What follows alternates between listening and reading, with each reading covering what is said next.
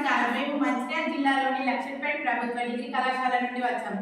నా పేరు కే శ్రీయ, ద్వితీయ సంవత్సరం చదువుతున్నాను. BSc MSc CS. వీరు నా మిత్రులు. నా పేరు లావణ్య, బీఎస్సీ ఎంఎస్సీ సిఎస్, 3వ సంవత్సరం చదువుతున్నాను.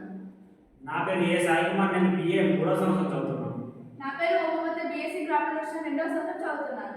నా పేరు సిద్ధార్థ, నేను బీఎస్సీ ఎంపీసీ 3వ సంవత్సరం చదువుతున్నాను. జిజ్ఞాస స్టూడెంట్ స్టడీ ప్రాజెక్టులో భాగంగా మేము చేసిన పరిశోధన భాష సాహిత్యాలపై కృత్రిమ మీద ప్రభావం, ఆవశ్యకత పరిశీలన. ఈ పరిశోధన డాక్టర్ తన్నీర్ సురేష్ గారు సూపర్వైజర్గా వ్యవహరించారు. మేము చేసిన పరిశోధన సారాంశాన్ని ఇప్పుడు అందజేస్తాము.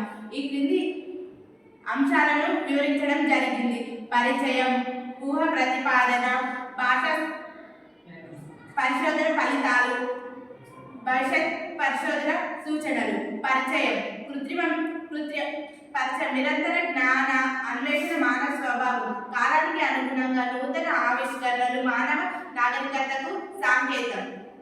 ఈ దానిలో వచ్చిన మరొక అంశం ఆర్టిఫిషియల్ ఇంటెలిజెన్స్. తదుపరి విషయాన్ని నా స్నేహితురాలు అందజేస్తుంది.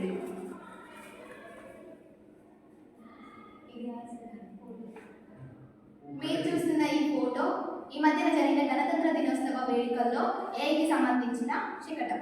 దీన్ని బట్టి వర్తమాన ప్రపంచం ఏఐ మీద ఎంతలా ఆధారపడుతుంది అని తెలుస్తుంది. విద్య, వైద్యం, లాజిస్టిక్స్, వ్యాపారం, ఎంటర్టైన్మెంట్ విషయాల్లో ఏఐ ద్వారా నిర్వహణకు ఇది సూచిస్తుంది. అన్నిట్లలో ఉన్న ఏఐ భాషా సాహిత్యంలో ఉందా? భాషా సాహిత్యంలో ఎలా ఉపయోగపడుతుంది? ఈ ఊహలే మా పరిశోధనకి ప్రాణం పోయింది. తర్వాత వివరాలు చెప్తావా మమత? తప్పకుండా.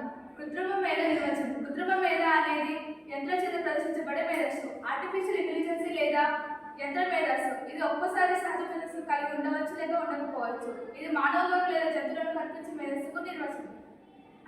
ఊహ ప్రతిపాదన.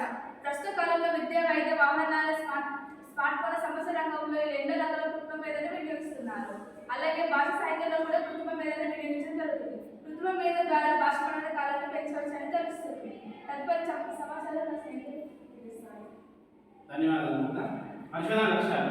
భాష ఈ పరిశోధన ద్వారా 8 లక్ష్యాలు సాధించబడతాయి. భాషా సాహిత్యాల్లో కృత్రిమ మేధ యొక్క పరికరాలు, టూల్స్ ఏమిటనేది తెలుస్తుంది. ప్రస్తుతం దీన్ని ఎలా వినియోగిస్తున్నారో తెలుస్తుంది. భాషా వినియోగం పైన కృత్రిమ మేధ యొక్క ప్రభావం ఎలా ఉందో తెలుస్తుంది. Artificial intelligence. వివిధ ప్రాంతాల్లో గల ఒకే భాష వర్గం గల ప్రజలకు భాషను అందించడంలో, ఆయా భాష భావాలను చేర్చడంలో వెలకట్టలేని పాత్ర కృత్రిమ మేధ నిర్వహిస్తుంది. పూర్వ పరిశోధన సమీక్ష. ఇప్పటికీ కృత్రిమ మేధపై అనేక పుస్తకాలు అందుబాటులో ఉన్నాయి.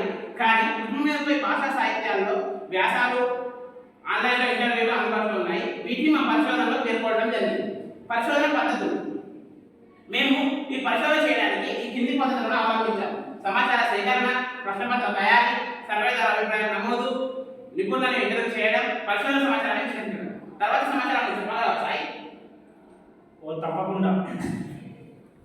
పరిశోధన విషయ విశ్లేషణ. కృత్రిమ భాషా సాహిత్యంలో కృత్రిమ మేధ యొక్క వినియోగ పరిశోధనలో అత్యంత ముఖ్యమైన విషయాలను వెల్లడించడం జరిగింది. ఇప్పటికే చరవాణి సాధనం ద్వారా అనేక మంది ప్రజలు కృత్రిమ మేధను ఉపయోగిస్తున్నారు. కృత్రిమ మేధలో ఈ ముఖ్యమైన టూల్స్ ప్రముఖంగా ఉపయోగిస్తున్నారు. అందులో మొదటిది machine translation, LCT, Google Bard, chat GPT, chat PDF, Caffe, Keras మొదలైనవి.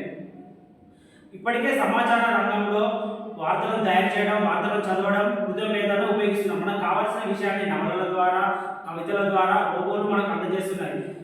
పరిశోధనలో ఎలాంటి లోపాలు రాకుండా కృత్రిమ మేధ పనిచేస్తుంది. పరిశోధన ఫలితాలు. కృత్రిమ మేధ గురించి సామాన్య ప్రజల్లో ఉన్న అభిప్రాయాన్ని 100 యూనిట్ల ద్వారా, సర్వే ద్వారా సేకరించిన ఫలితాలను గ్రాఫ్ ఇవ్వడం జరిగింది.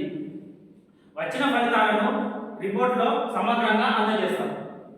మరింత సమాచారం నా మిత్రులకు అందజేస్తుంది. భవిష్యత్తు పరిశోధనకు సూచనలు. కృత్రిమ మేధ అంశంలో ఇప్పటికి ఎన్నో పరిశోధనలు జరుగుతున్నాయి. ఈ రంగంలో తెలుగు భాష సాహిత్య కోణంలో పరిశోధన చేయవలసిన అవసరం ఉంది. ఉదాహరణకు కృత్రిమ మేధను ఉపయోగించని సృజన రూపాలు, కథ, కవిత్వం, నవల, పాటలను తులనాత్మకంగా అధ్యయనం చేయవలసిన అవసరం ఉంది. కృత్రిమ మేధను ఉపయోగిస్తున్న సాహిత్యకారులలో భారతదేశం వెలుపల, భారతదేశం లోపల అనే విభాగాలుగా అధ్యయనం చేయవచ్చు. కృత్రిమ మేధను ఉపయోగించిన భాషా పరిశోధనలో భాష తొలినాటి రూపాలను, వర్తమాన రూపాలను ఆధారంగా భవిష్యత్తు రూపాలను నిర్మించి చూడవచ్చు. భాష మనుగడకు కావాల్సిన ప్రణాళికను కృత్రిమ మేధ ద్వారా సులభసాధ్యం చేయవచ్చు. ఉపసంహారం. తెలుగు భాష సాహిత్యాలు వర్తమాన సాంకేతికతతో సమానంగా వాటిని ఉపయోగించుకొని ఉంటాయి. అంతరించేవి కావు, అనంతంగా అజరామరంగా వ్యాపించేవి తెలుగు భాష సాహిత్యాలు. ఎప్పటికప్పుడు తెలుగు నిరంతరంగా వెలుగు. ఎప్పటికప్పుడు తెలుగు నిరంతరంగా వెలుగు. ధన్యవాదాలు.